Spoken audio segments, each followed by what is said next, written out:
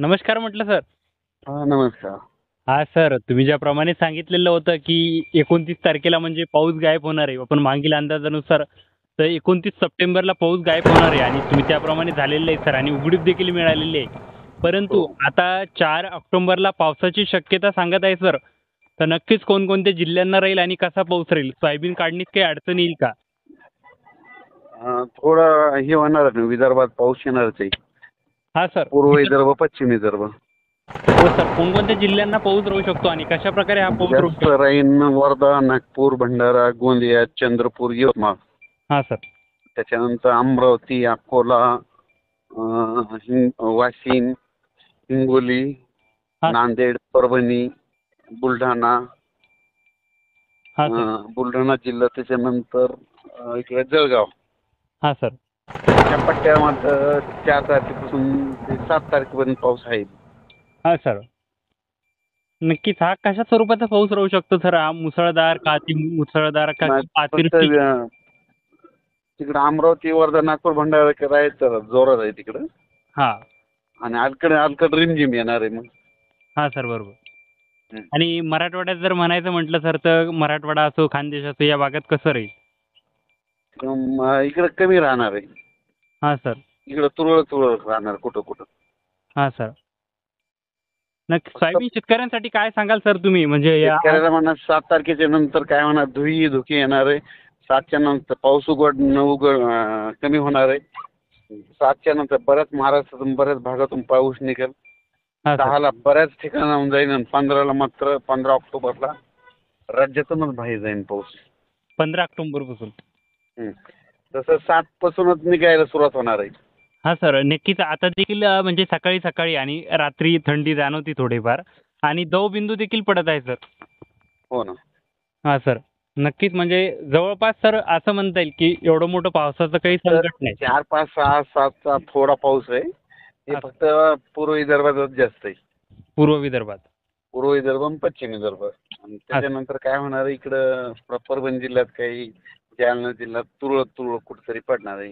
संभाजीनगरकडं, हां, मग इकडं धुळे जिल्ह्यात एक थोडा राहील, नंदुरबारकडे एक राहील, नाशिककडे एक थोडा पडेल. हां सर. नक्कीच लय सर. मोठा नाही पडणार असा. हां सर. नक्कीच सर. शेतकऱ्यांना मला हे अगोदर सांगायचं होतं आपल्या रेकॉर्डिंग सुरू म्हणजे आपले जे होण्या अगोदर म्हणजे हवामान अंदाज विचारण्या अगोदर. आपण नक्कीच सर या पावसाळ्यामध्ये शेतकऱ्यांसाठी खूप महत्त्वाचे अंदाज दिलेले आहेत सर. नक्कीच यामुळे शेतकऱ्यांना खूप मोठा फायदा झालेला आहे सर. आणि त्यासाठी मी तुमचे आभार देखील मानतो सर आणि नक्की शेतकरी तुमचे म्हणजे खूप आभारी आहेत सर आणि आम्हाला देखील यामुळे प्रोत्साहन भेटतं सर. शेतकऱ्यांच्या चांगल्या-चांगल्या कमेंट्स येतात तर. हो ना. शेतकऱ्याला म्हणा आता 7 तारखेच्या नंतर सुरू करा सोयाबीन काढायला, काही हरकत नाही. हां सर. नक्कीच आणि माझं देखील त्यात आता या 4-5 दिवसात बी जमते आता 3, 4, 5, 6 तारखेला. तर काढून काय करावं लागेल, दुपारच्या नंतर झाकून ठेवावं लागेल. हां, म्हणजे सोंगणीसाठी वेळ आहे समजा मिळू शकतो यामध्ये. एवढा काही मोठ्या स्वरूपाचा पाऊस नाही. हां, फक्त उगाच थोडं काय होणार आहे, येणार आहे. एवढा काही मोठा नाही, घाबरण्यासारखा तसा पाऊस काय नाही येणार. हां, जवळपास 70 ते 80% निघून गेल्यासारखाच आहे समजा पाऊस. हो. हां. हां, सर. हां, सर. चालेल सर. काही महत्त्वाचा काही आपण अंदाज दिलेला आहे. तर नक्कीच थंडीला कधी सुरुवात होईल? की याबाबत काही अंदाज?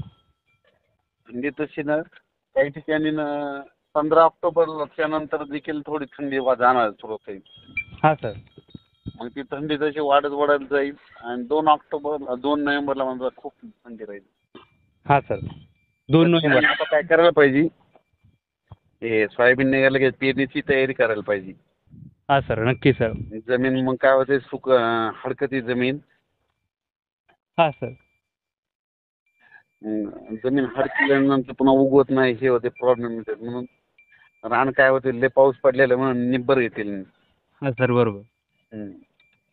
हां, नक्कीच आणि यावर्षी म्हणजे इनोव्हेट सोयाबीनबद्दल देखील सर अनेक शेतकऱ्यांमध्ये जागरूकता निर्माण झालेली आहे. हो, चांगली आहे ती. मला सुद्धा यंदा चांगली होईल. हां आणि शेतकऱ्यांची म्हणजे थेट संवाद साधून आणि त्या आपले कार्यक्रम ठेवून म्हणजे पाहणी कार्यक्रम ठेवून अनेक आपण पाहणी केलेली आहे सर सोयाबीनची. हो ना. तर नक्कीच एक तसं चांगला प्रॅक्टिकली आपल्या रिस्पॉन्स शेतात होतंय ना. हां सर, नक्कीच एक चांगला रिस्पॉन्स देखील आलेला दिसत आहे. हो. शेतकऱ्यांच्या सांगण्यावरून देखील अनुभवानुसार. हां, नक्कीच पुढील वर्षी महाराष्ट्रातील अनेक शेतकरी वापरतील असं असं मला वाटतंय सर नक्कीच. आणि पुढील वर्षी ट्राय देखील करायला पाहिजे, कारण की त्यातली एक जी अशी व्हेरायटी जी रोगास म्हणजे प्रतिकारक आहे अशी एक व्हेरायटी आहे, कारण की त्यावर केसाळ अशा प्रकारची लेअर असते सर, त्यामुळे त्याला रोग कमी येतोय. हो ना. हो सर. नक्कीच सर, चालेल सर. आपण नक्कीच पुढे देखील असा अंदाज घेत जाऊ आणि पावसाळा देखील संपलेला असो, परंतु वातावरणात कधीही कमी दाबाचा पट्टा निर्माण होऊ शकतो. तर नक्कीच आपले हवामान अंदाज शेतकऱ्यांना भेटत